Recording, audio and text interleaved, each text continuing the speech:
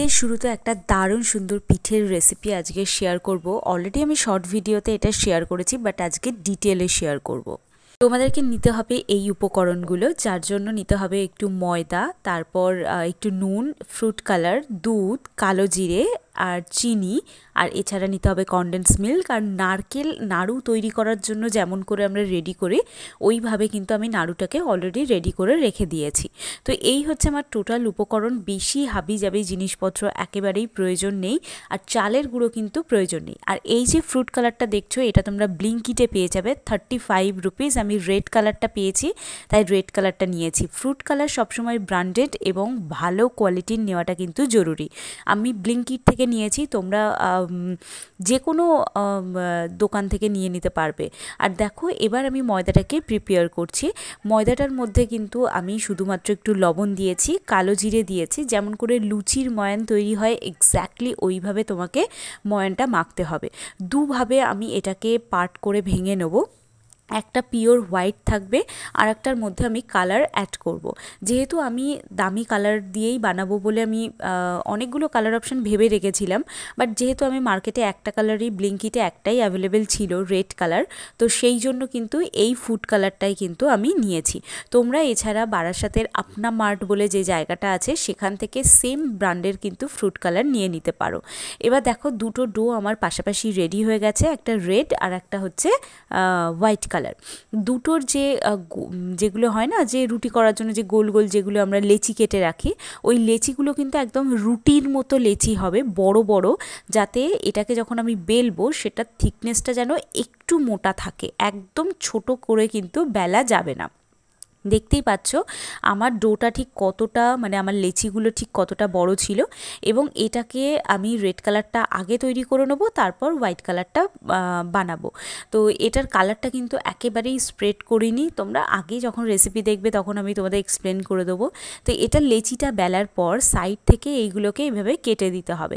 এবং সবসময় মনে রাখতে হবে, এই যে চৌকো বক্সটা আমি বানাচ্ছি, এই বক্সটার চার ধার যেন সমান হয়। জানি পারফেক্ট খুব একটা হবে না, তবে ময়দার জিনিস তো টেনে টুনে একটু পারফেক্ট করে দেওয়ার চেষ্টা করো। তো যাই হোক, দেখতেই পাচ্ছ একটু মোটা রেখো, আর রুটির মতো করে লেচি কেটে কিন্তু এটাকে বেলতে হবে। দেখতেই পাচ্ছ আমার এটা রেডি হয়ে গেছে।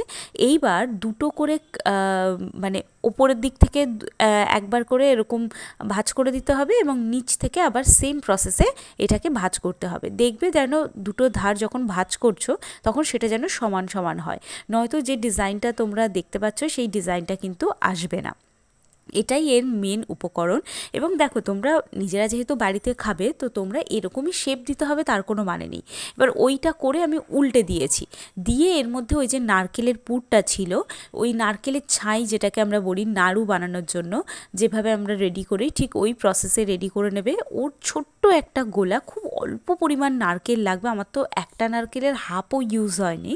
তো সেই গোলাটা আমি এখানে দিয়ে মুখটা বন্ধ করে দিলাম, বাস এরকম হলো। এই প্রসেসটা খুব ক্রুশিয়াল। তোমরা মোমো ঠিক এক্স্যাক্টলি যেমন করে বানাও ওইভাবেও কিন্তু বানাতে পারো, বা তোমাদের যদি ছাঁচের কোনো ছাঁচ হয় না, অনেক সময় আমরা কিনি মেলা থেকে, তো ওই ধরনের ছাঁচও যদি থাকে সেখানে ফেলেও কিন্তু বানাতে পারো। শেপটা কে কেমন দেবে সেটা সম্পূর্ণ ডিসিশন তোমরা নিয়ে নেবে। আমার এই জিনিসটা খুব ভালো লেগেছে, তো আমার তো না, মানে আমার মা এই জিনিসটা খুব ভালো বানাতে পারে, তো সেই জন্যেই কিন্তু আমি এটা বানিয়েছি। তো এটা দেখতে পাচ্ছ কি দারুণ হয়েছে, এবং আমি তো নিজেই এক্সপেক্ট করিনি, মানে আমাকে যদি কেউ বানাতে বলে আমি তো পারবোই না, এটা একমাত্র মার জন্যেই পসিবল হয়েছে। তো যাই হোক, এবার খুব সুন্দর করে এটা তৈরি হয়ে গেছে।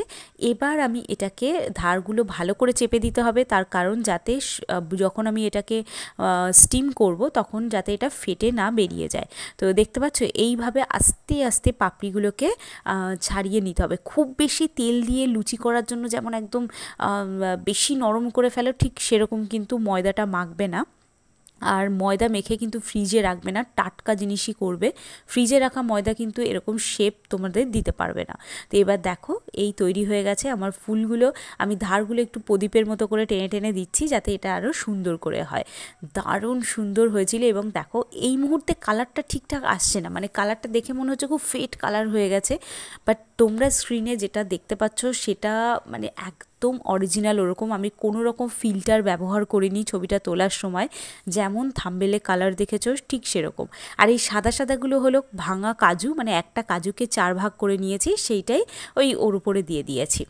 এইবার আমি একটা বোলের মধ্যে দুধ দিয়ে দিয়েছি, এবং দুধ কিন্তু আমি এখানে 1.5 লিটার ব্যবহার করেছি।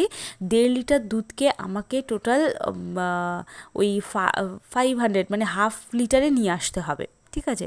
আই থিঙ্ক আমি ঠিকই বললাম, মানে ওই আমি 1.5 লিটারের থেকে একটু বেশিই ব্যবহার করেছি। তো যাই হোক, আমার একদম অর্ধেক করে ফেলতে হবে, দেখেই বুঝতে পারবা দুধের মধ্যে কোনো জল ব্যবহার করবে না। এবার একটা মানে যেমন করে মোমো স্টিম করে এক্স্যাক্টলি ওই রকম, আমার যেহেতু স্টিম করার কোনো আলাদা পাত্র নেই, তো আমি এইভাবেই স্টিম করছি। গামলায় জল দিয়েছি, তার উপরে এই থালাটা বসিয়ে, এই গামলা বসিয়ে এর উপরে দিয়ে দিয়েছি। তো এবার দেখতে পাচ্ছ দুধটা কিন্তু অলরেডি রাবড়ি টাইপের হয়ে গেছে, মানে একদম লাল লাল ভাব এসছে এক্স্যাক্টলি এরকম। তখনও আমি মিডিয়াম আঁচে রেখে দিয়েছি। এর মধ্যে আমি কনডেন্স মিল্ক দিয়েছি, কোনো চিনি ব্যবহার করিনি। যা মিষ্টি হবে সবটাই কিন্তু কনডেন্স মিল্কেই হবে। তো এই কনডেন্স মিল্ক দেওয়ার পর আমি দেখতে চাইছিলাম যে কালারটা স্প্রেড করছে কিনা দুধের মধ্যে, ওই জন্য দুধটা আমি আলাদা পাত্রে নিয়ে তার মধ্যে আগে আমি এটা 10 মিনিট ভিজিয়ে রেখেছিলাম। কিন্তু কালারটা এতটাই সুন্দর যে দুধের সাথে কিন্তু মিলে যায়নি।